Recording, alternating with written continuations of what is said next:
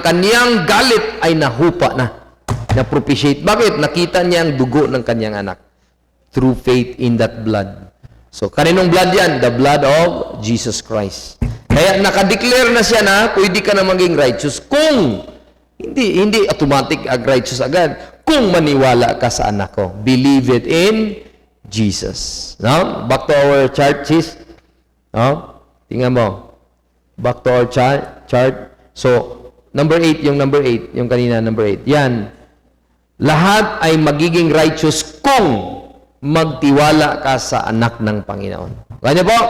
Paano naging available ang righteousness? Because of the redemption that is in Christ Jesus. Christ died, buried, and rose again.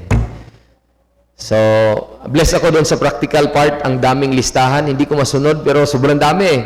Totoo. Bisa kahit ako pastor, nagpuporbear ang Panginoon sa akin sa mga manner ko. Father man ako, husband ako. Oh? Or ano bang klaseng responsibility nandito ako. Nagtitimpi ang Diyos. Pero by doctrine and by dispensation, ang forbearance ay doon sa mga dugo ng animals. At nung nakita ng Panginoon na ang kandugo ng kanyang anak, na-propitiate na siya. Amen? So praise God na righteous na po tayo, hindi dahil mabait tayo. Sabi ng Titus 3:5, bro, not of works of righteousness which we have done, but according to His mercy, He saved us by the washing of regeneration and renewing of the Holy Ghost. Yeah, continue tayo, Brad. Number 9. Ay, sis pala. Number 9. Adam's offense came condemnation. Kita mo yung sequence, number 7. Ano nga yung 7? Number 7 kanina. Ako na lang mag-consisa. Yung sequence niya sa kanyang, ayan o,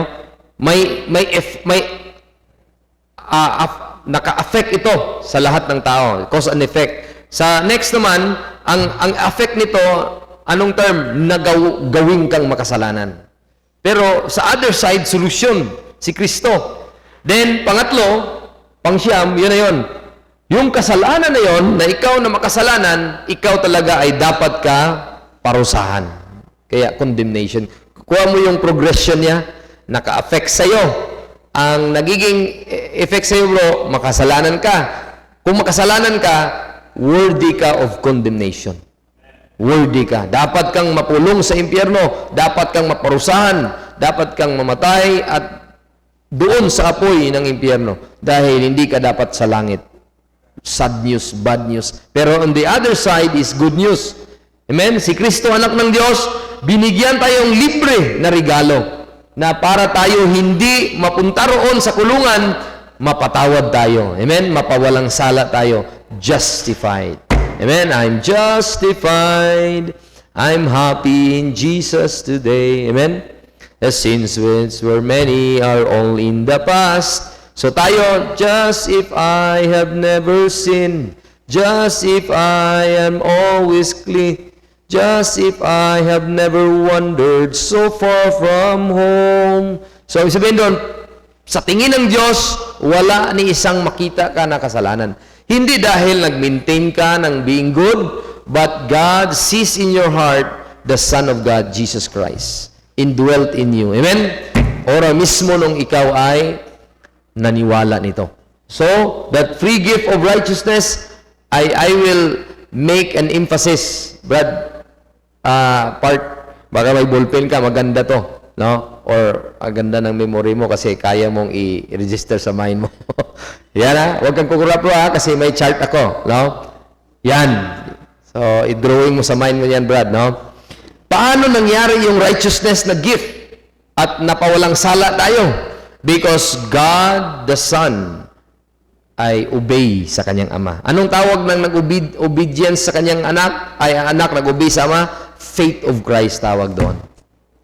Because he obeyed God, Philippians 2 verse number 5 or number 6, thought it not robbery to be equal with God, but made himself of no reputation, and took upon him the form of a servant, and he became obedient and became in the likeness of men, and became obedient, son, even the death of the cross. So the faith of Christ is the transaction and the dealing of the Son and the Father sa eternity. Na Son, somebody needs help doon sa earth. Gaya ng verse kanina, God is a present help in trouble. ang mga tao na ginawa ko na in trouble dahil sa kay Adan, who among his creature is willing to go to earth and be a helper to Adam and his descendant? Wala. Even si Michael, hindi ko kaya yan. Even si Gabriel, hindi ko po kaya yan. Even mga anghel, hindi ko po kaya yan. Anong sinabi ng Panginoong Hesus? I will go. Amen? There's a verse na he learned and he obeyed his father.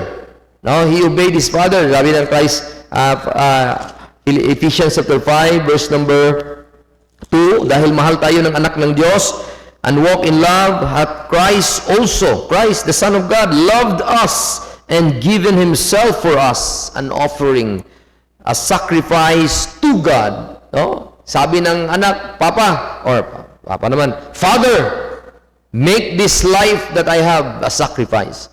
Pero hindi pwede siyang mamatay kung wala siyang laman. Then he came to earth. Amen? He came to earth and he incarnate, kumbaga, pumasok siya sa karne ng tao. Then that is a wonderful, a miracle, an extraordinary, wonderful event of the life na nakita natin ang Kristo na yon. Pumasok sa laman, then namatay sa krus, nagiging offering para ang Diyos simutin siya. The sweet smelling to God. So makita natin, nung time, ang faith of Christ, hindi po yan gospel. It resulted to the gospel. Tingnan niyo po, Galatians 2:16, para hindi kayo malito. Galatians 2:16. Baka nalilito po kayo na, ano bang ibig sabihin ng Galatians 2:16, Pastor? Knowing that a man is not justified by the works of the law, but by the faith of Jesus Christ. Paano ka napawalang sala sa harapan ng Diyos? Kasi si Kristo ang nakita. Amen? Hindi ikaw. Yung Kristo nga nasumunod sa kanyang utos na siya ang magiging sacrifice. So you are justified by the faith of Christ. Pero paano mo na avail yun? Yung justification na yun. Na-avail mo yun, verse next, or statement next. But by the faith of Jesus Christ, even when we have believed in Jesus. Paano mo na-avail ang justification? Yung naniwala ka, yung tinatawag na you have faith in Christ doon sa gospel. Kuha niyo po, the moment that you heard the word of truth, the gospel of your salvation, that is faith in Christ. Then the moment you have believed, righteousness given. Binigay sa iyo. Kuha niyo po, paano na-produce yung righteousness? Because the faith of Christ, because of the obedience of Christ. It resulted to the gospel. At paano nagkaroon ng righteousness? Kasi yung dala na death, burial, resurrection ay righteousness po yun. Romans 1:17, 16 muna. I am not ashamed of the gospel of Christ, for it is the power of God unto salvation to everyone that believeth, to the Jew first and also to the Greek. Verse 17, for therein is the righteousness of God. So ano po ang nakapaloob ng gospel of Christ? Righteousness of God. Kaya pwede kang righteous dahil naniwala ka sa gospel. Yun po. Then anong resulta? Sealed and saved. Now, the transaction was made the time that you believe. Amen? The moment that you believe, you were sealed with the Holy Spirit of promise. Ephesians 1:13. Kaya praise God, napasa atin yung righteousness na yon, ang justification. Kaya kung anong problema na condemnation, napasa atin ang justification naman. Through that very slow motion, hindi naman yan na talagang step by step. Kuha yan, instantaneous yan. Ginawa ko lang chart para makuha niyo po. Hindi kayo malito. Ang nakapagligtas sa atin, hindi yung faith of Christ. Amen? Kundi yung faith in Christ, nag-faith ka lang sa gospel, then ang nakita ng Diyos Ama sa iyo, hindi yung ginawa mo, kundi yung Kristo na sumunod. Nasa iyo eh. Siya yung nakapagpawalang sala sa iyo. Yung anak ko nasa iyo. No? We are justified by the faith of Christ, with that Christ na nasa iyo. Pero anong kondisyon? Believe ka lang. Amen? Believe ka lang sa gospel. Then, next, anong problema na nadulot kay Adan? Number 10 na tayo. Adam's seed inherited the sinful nature. Ano nga yung una? It affects many, Lahat tayo naging sinner, pero sa kabila, Christ's righteousness offered. Dito naman, condemnation, ang kabila, justification. Dito naman, ang nagiging progression, tayo ay yung condemnation na yan dahil sa nature na magiging kasalanan. Amen? We have a nature na makasalanan. Kaya walang oras tayo na mag-excuse na hindi tayo makasalanan, for all of sin and come short of the glory of God. And the other side ay na-inherit natin yung new nature. Amen? 2 Corinthians 5:17. Anong sabi ng 2 Corinthians 5:17? 2 Corinthians 5:17, if any man be in Christ, he is a new creature. Old things are passed away. Behold, all things are become new. So, ibig sabihin, nung si Kristo ay napasayo at ikaw ay napa kay Kristo, ikaw na ngayon ay naka-inherit ng new creature. Oh, ibig sabihin, ikaw na ay na-part sa body of Christ noong panahon na naniwala ka kay Kristo. Ang Spirit of God ang naglagay sa iyo doon. Kaya nagkaroon ka ng new nature. So, siya na mismo, yung illustration ko, siya na mismo ngayon ang nag-revive sa spirit mo by the Holy Ghost. Anong sabi ng Titus 3:5? Not by works of righteousness we have done, but according to His mercy, He saved us by the washing of regeneration and renewing of the Holy Ghost. So, nirenew ng Panginoon sa iyo yung Holy Ghost, napasayo na, ora mismo nung naligtas ka. So, praise God for that work of Christ. Number 11 next is Adam seed that reigned. Ang sabihin doon, dahil doon sa condemnation, dahil doon sa nature na yon, ang kamatayan ay naghari. You know? Romans chapter 5 verse 17. Romans chapter 5 verse 17. Naghari ang kamatayan mo, Ted. Oh, for if by one man's offense that reigned by one, much more they which receive abundance of grace and of the gift of righteousness shall reign in life by one, Jesus Christ. So, ibig sabihin doon, verse 21, that as sin hath reigned unto death. Ibig sabihin, ang salitang reign ay naghari. So, ang kamatayan ngayon ay wala ng pigil. Kaya, ang magandang negosyo ay punerarya. Kasi hindi po mapipigilan ang kamatayan, Brother Bernie. Amen? Oo. So, walang lugi na negosyo yun, Brad. Ano, Brad? Parker, mag-shift na tayo ng negosyo. No? Kasi yan po ang talagang nangyari sa buong sanlibutan. At even now, while we are here spending time our time in the church, ay sa world record, mga seconds may namamatay, seconds may nabubuhay. Pero mas marami pong nabubuhay kaysa namamatay. No? Kaya padami ang tao sa buong mundo. Ilang bilyon na po tayo? I think 8 to 9 billion people nasa balat ng lupa. No? Kaya ayaw ng Diyos na mapahamak ni isang kaluluwa sa bilyon na tao na yan. Joboy, mamaya ipakita ko sa iyo yung pinaka hindi naman accurate, nandun yung mga data ng tao na mamatay ito, based sa data, ito yung nabubuhay. So, ang ibig sabihin doon, that's an evidence na lahat, bawat segundo may namamatay, bawat minuto may nabubuhay. Ibig sabihin, naghahari talaga ang kamatayan. Amen? So, darating din tayo doon. Hindi natin alam kung kailan. Kaya habang wala pa tayo doon, huwag sayangin nating oras. Amen? Huwag sayangin yung oras natin. Gaya ng ating maalala. So, sabi ng 2 Corinthians 15, 1 Corinthians 15:22, sa kay Adan, lahat ay namamatay. In Adam all die, pero dito sa kay Kristo, lahat ay may buhay na walang hanggan. Sabi ni Kristo nga, he that believeth in me shall never taste death. No? But rather, he that believeth on the Son hath everlasting life. Sabi ng Romans 6:23, the wages of sin is death, but the gift of God is eternal life. So, sino yung eternal life? Si Panginoong Isus. Siya po ang eternal life. So, siya po ang ating ibalita sa mga tao na may pag-asa po ang buong mundo. Siya po ang eternal life. Na kasi siya po ang galing sa langit at nagbigay buhay at naging possible po ang eternal life nung siya'y namatay, nalibing at nabuhay. Libre pong nangyari sa atin dahil ibinigay po siya na libre. No? Gift by grace pa nga siya. Nagiging grace siya dahil hindi ikaw ang gumawa. Amen?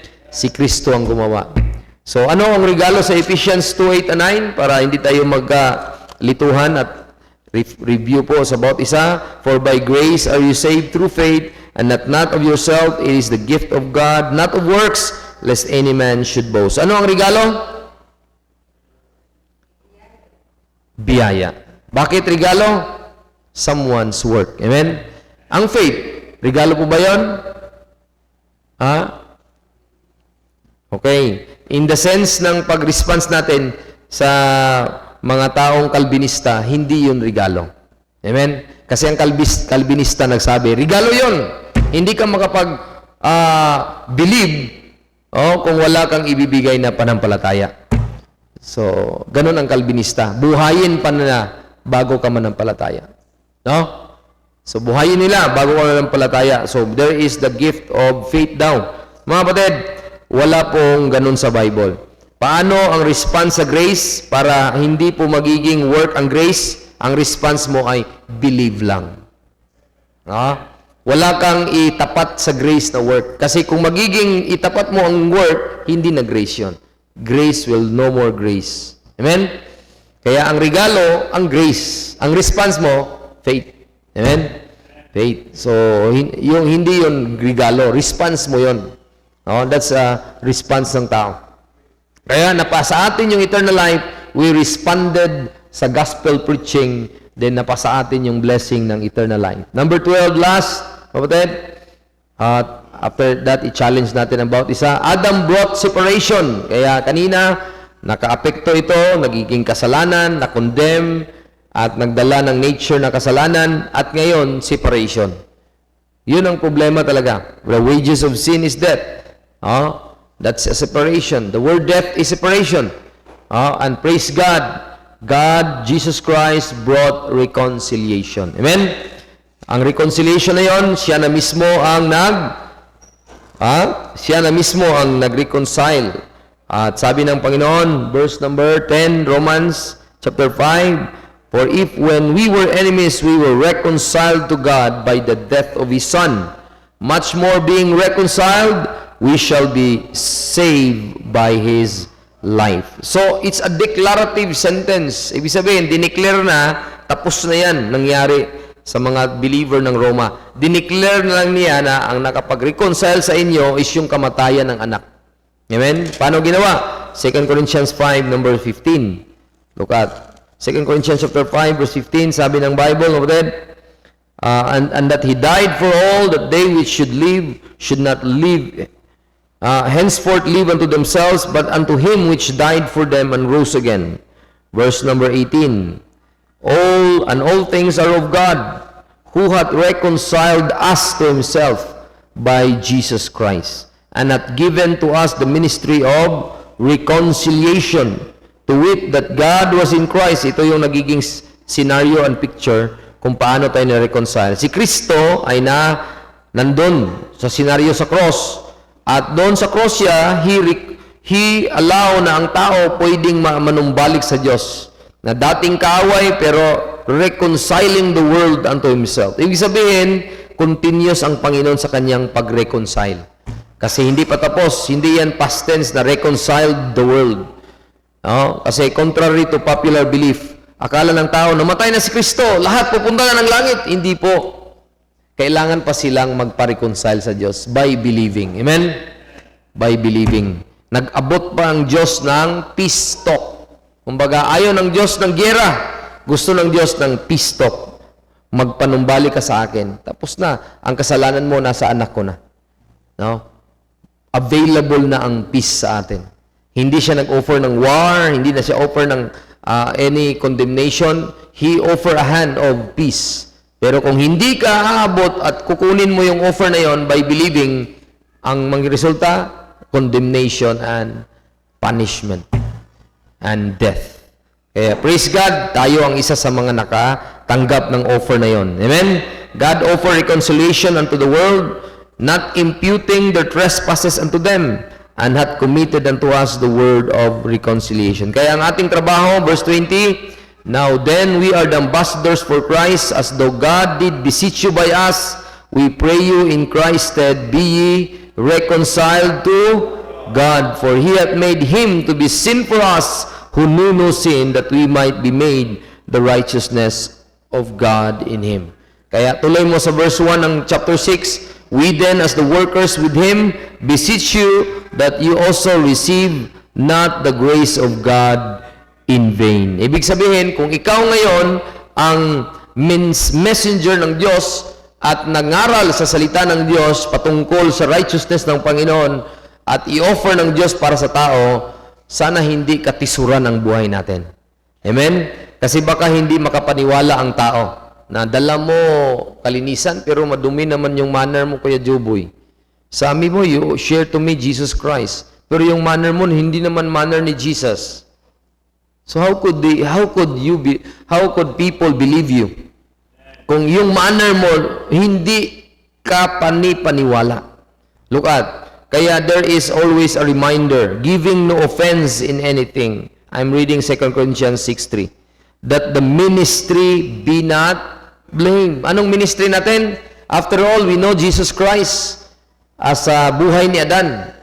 Do you know Jesus Christ? Siya ba ang tagapagligtas niyo po at tagapagligtas natin? Kung siya, huwag niyong ipahamak siya. Don't ma-blame si Kristo sa inyo. Men, don't let that name of Christ ay ma-blame. Verse number 4, but in all things approving ourselves as the ministers of God. Anong area? In much patience. So, pasensyoso tayo. Amen? In afflictions. Kung mayroong mga afflictions, gaya ng sinabi ng moderator, nandyan ang Diyos. Kahit may problema, nandyan ang Diyos. So, palaging bukang bibig natin ang Panginoon. Next, in necessities. Amen? Kung may pangangailangan, huwag tayo mapanik. Amen? Mga necessities is pangangailangan. Huwag tayo mapanik. God will provide. Amen? God will make a way if there seems to be no way. Sabi nga ng kasabihan. No?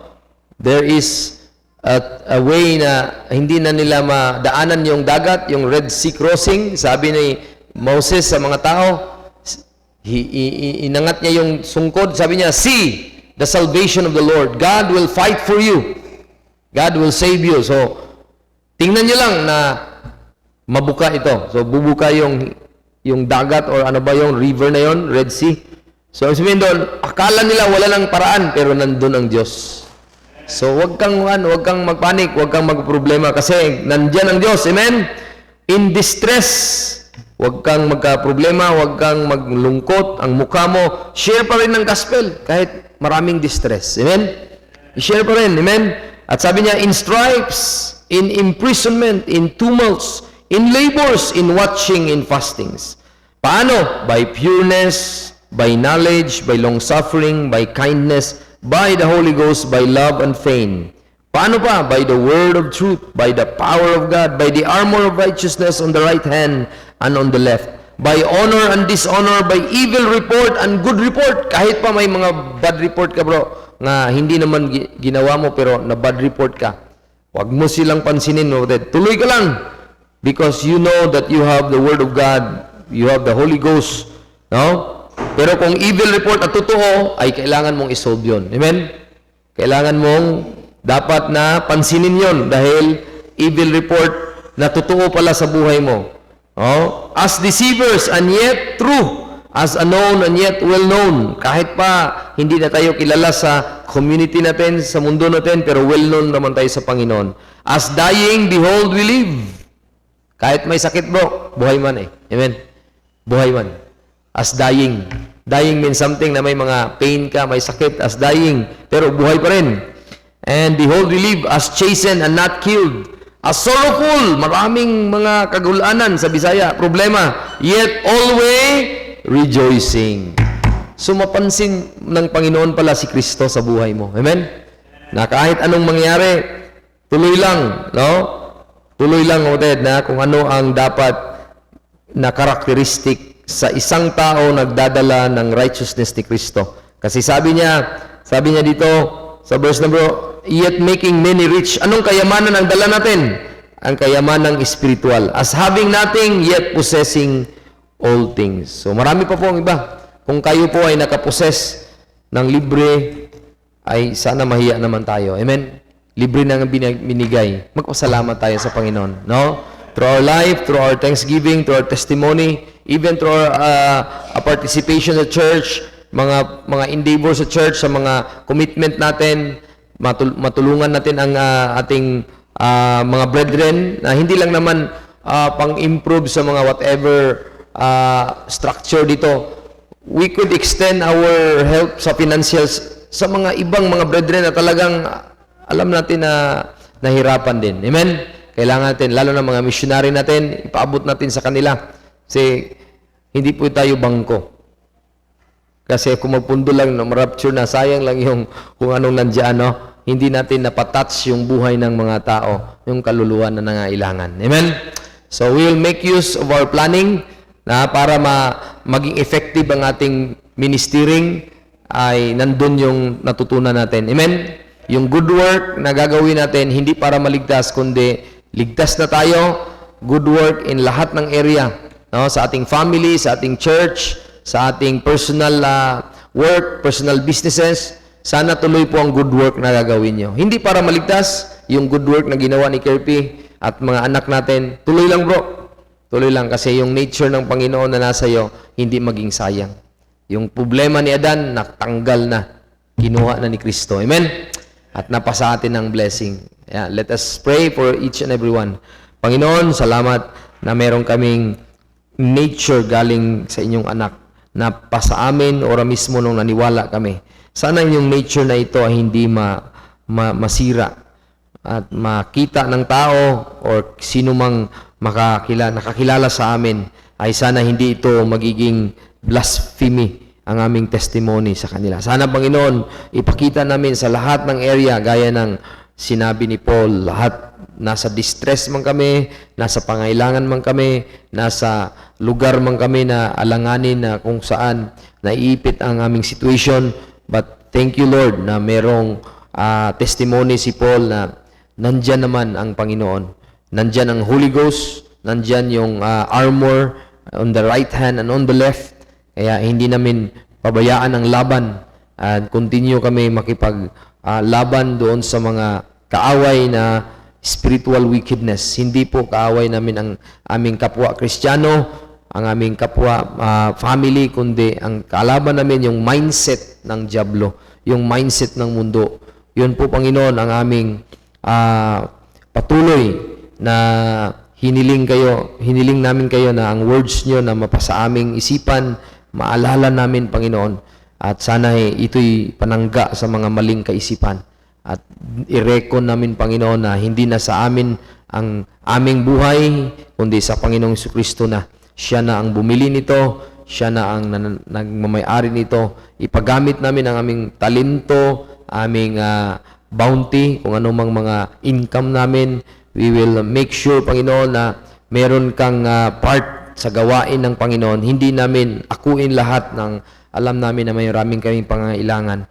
Kaya ang aming mga ministerial din, ma-extend namin not only sa within our local church, but also sa aming mga brethren, mga other churches na mapadama namin yung love sa kanila. Especially this upcoming Bohol Conference, mag-pray kami na maging blessing sa kanila doon.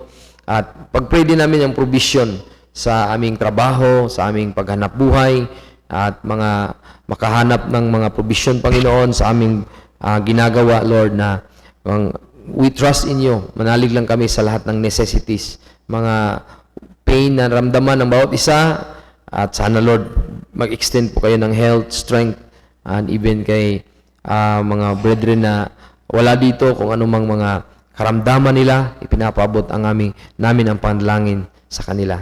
And Lord, be with our brethren sa kanilang baraw-araw na gawain, mga ministerial, no? Hiron family, Sister Den, and the family, yung mga skill and talent nila, gift, papagamit nila patuloy sa Panginoon, mga schooling ni Sister Joy, mapasa niya lahat ng kailangan, at even my family, mga subjects na pinag-aralan ng aking mga anak, si Kuya Joboy, at lahat ng mga dapat gawin at sa wala pang aming conference sa Bohol, sana matapos. Praying for Brother Kirby, yung mga exam niya, sana yung result nito ay pasado, at ano pang mga kailangan gawin ni Brother Parker sa family, sa kanyang mother, Sister Patty, at even kay Brother Iman, Sister Elena, kay Chanel at kay Faith. Bless niyo po sila.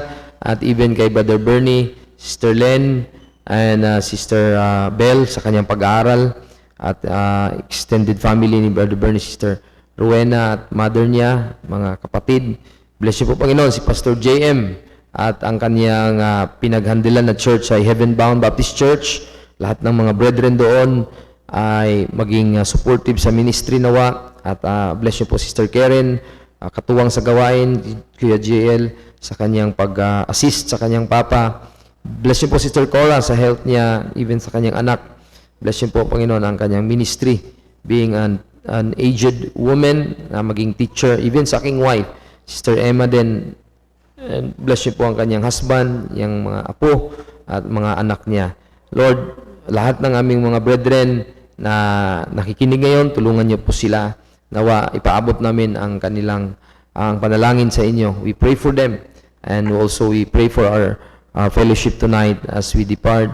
Ay kayo po ang magbigay ng kunting fellowship. At we pray also sa lahat ng mga activities this week. In Jesus' precious name we pray. Amen. Okay, God bless po. At salamat sa Panginoon sa opportunity. Amen.